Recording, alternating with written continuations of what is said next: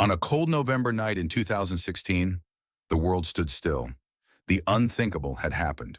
Donald Trump, a man often dismissed and derided by political elites and media alike, was declared the 45th President of the United States. For some, it was a night of euphoric triumph. For others, it was a descent into a nightmare. But for everyone, it was a moment that carved itself into the annals of history. As pundits and politicians scrambled to make sense of this seismic shift, a curious tale began to unravel, one that seemed plucked from the realms of fiction.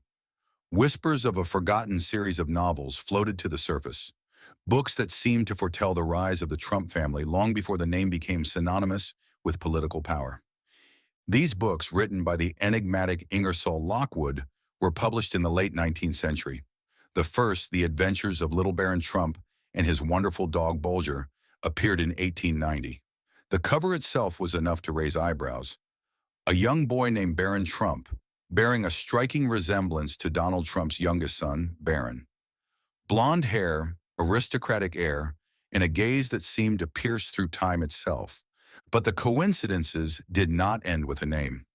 In the sequel, Baron Trump's Marvelous Underground Journey, 1893, young Baron embarks on a quest guided by his mentor, a mysterious figure named Don.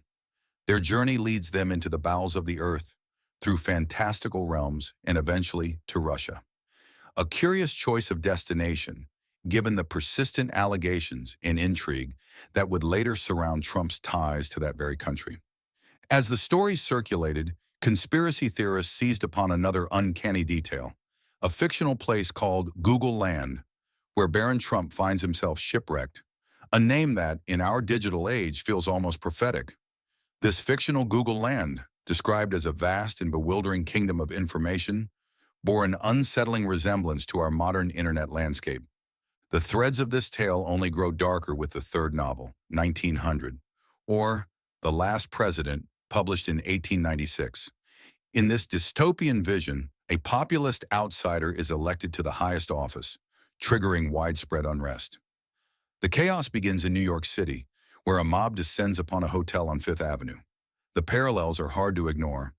Trump Tower, the heart of Donald Trump's business empire, stands on that very avenue. Lockwood's eerie foresight didn't stop there.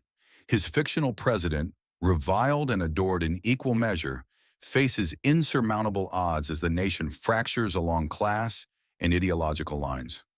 Riots rage, anarchists and socialists clash with authorities, and the country teeters on the brink of collapse. A passage from the novel reads, "And that shattered dome, glorious even in its ruins." Another foreboding warning echoes through the pages. Stay in your homes, lock your doors, and bar them. Great mobs are organizing under the direction of anarchists and socialists, threatening to loot the homes of the wealthy who have defrauded them for years. The specter of these words haunts the modern reader, as though Lockwood peered through the fog of time and glimpsed the unrest that would grip the nation over a century later. The author himself is a shadowy figure, Ingersoll Lockwood, lawyer, diplomat, and writer of strange tales steeped in mysticism and fantasy. Born in 1841 and passing away in 1918, his works faded into obscurity until these coincidences breathed new life into them. But the story takes a stranger turn still. Some whisper that the Trump family harbors secrets far beyond wealth and power. Donald Trump's uncle, John G. Trump, was a renowned physicist who reviewed the papers of none other than Nikola Tesla after the inventor's death. Rumors abound that hidden among Tesla's inventions was the blueprint for a time machine, a device capable of bending reality itself. While mainstream historians dismiss such theories as fanciful nonsense, the coincidences are hard to shake. A boy named Baron Trump, mentored by Don, traveling to Russia, discovering lands before their time, these elements weave a tapestry that feels almost deliberate.